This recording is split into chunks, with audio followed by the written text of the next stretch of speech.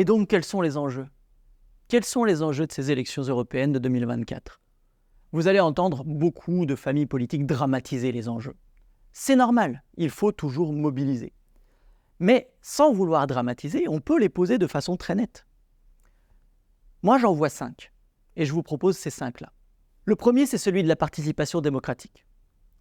Allons-nous reprendre le cycle de baisse tendancielle de la participation aux élections européennes? Est-ce que 2019 était une exception ou le début d'une véritable repolitisation de l'électorat européen, d'une véritable prise de conscience de l'importance de ce choix démocratique, à la fois pour les individus, mais aussi pour les nations et évidemment pour la communauté européenne? Premier enjeu. Et c'est un enjeu lié à la démocratie, qui est le deuxième enjeu. Est-ce que nous sommes, oui ou non, capables de continuer de défendre nos démocraties, c'est-à-dire nos équilibres démocratiques? Pas la démocratie de façon absolutiste qui dit grosso modo que le leader populiste a toujours raison, mais la démocratie d'équilibre, celle dans laquelle on fait aussi bien dégager des majorités que protéger des minorités. Et ce n'est pas le winner take all que Viktor Orban, ou bien les mouvements populistes, ou bien Donald Trump d'ailleurs, en dehors de l'Europe, pourraient nous défendre.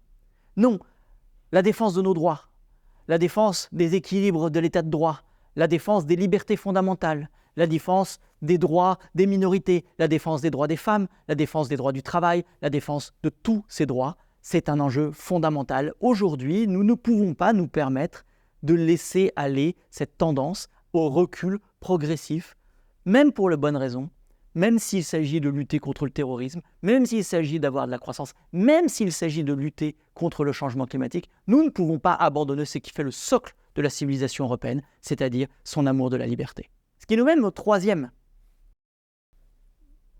enjeu. Ce troisième enjeu, il est évident, c'est celui du défi écologique.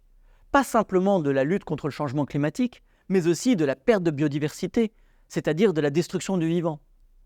Et là, il ne s'agit pas de dire il faut voter écolo ou pas, pas du tout. Il s'agit de savoir si oui ou non, nous allons avoir, à travers les familles politiques qui vont être représentées au Parlement européen, la capacité de garder des ambitions suffisantes pour lutter et répondre aux défis absolument incroyables auxquels nous devons faire face collectivement. Ce qui nous amène en fait à un quatrième défi, parce que c'est lié.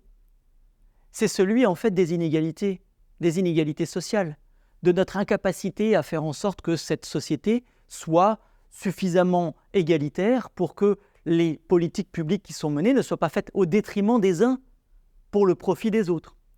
C'est bien ce qui est au cœur aujourd'hui des problématiques qui sont nées et qu'exploitent sans vergogne une partie des forces politiques, de la détresse, de ceux qui voient arriver les effets particulièrement difficiles de certaines politiques écologiques.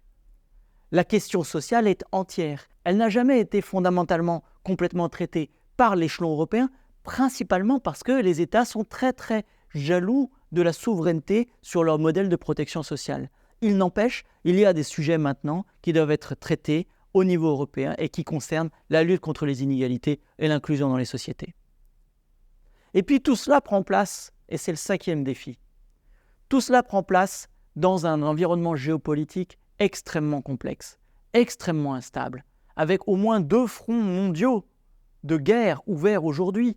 L'un à la frontière même de l'Union européenne, puisqu'il est en Ukraine, l'autre pas très loin, et en plus sur l'un des points de passage fondamentaux pour l'alimentation de l'économie et de l'énergie européenne, qui est le Moyen-Orient, entre Israël et le Hamas. Il pourrait tout à fait y en avoir un troisième, à Taïwan. Il pourrait y en avoir encore d'autres, le Sahel en est un.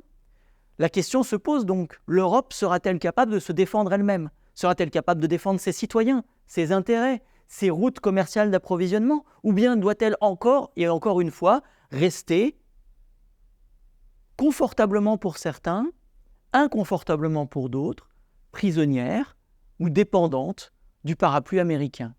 La question se pose, elle est essentielle. Si nous voulons avoir une politique d'indépendance vis-à-vis de la Chine, doit-elle se faire pour des raisons européennes ou pour suivre les États-Unis?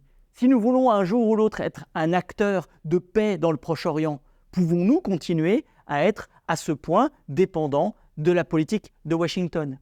Si nous voulons faire du Sahel un lieu de coopération, un lieu de développement et non pas simplement un lieu dans lequel se perpétuent des pratiques néocoloniales et la lutte entre les grandes puissances, cette fois-ci la Chine et la Russie, mais aussi la France, l'Union européenne, les États-Unis, eh bien toutes ces questions-là sont liées à notre capacité ou non à bâtir une défense européenne.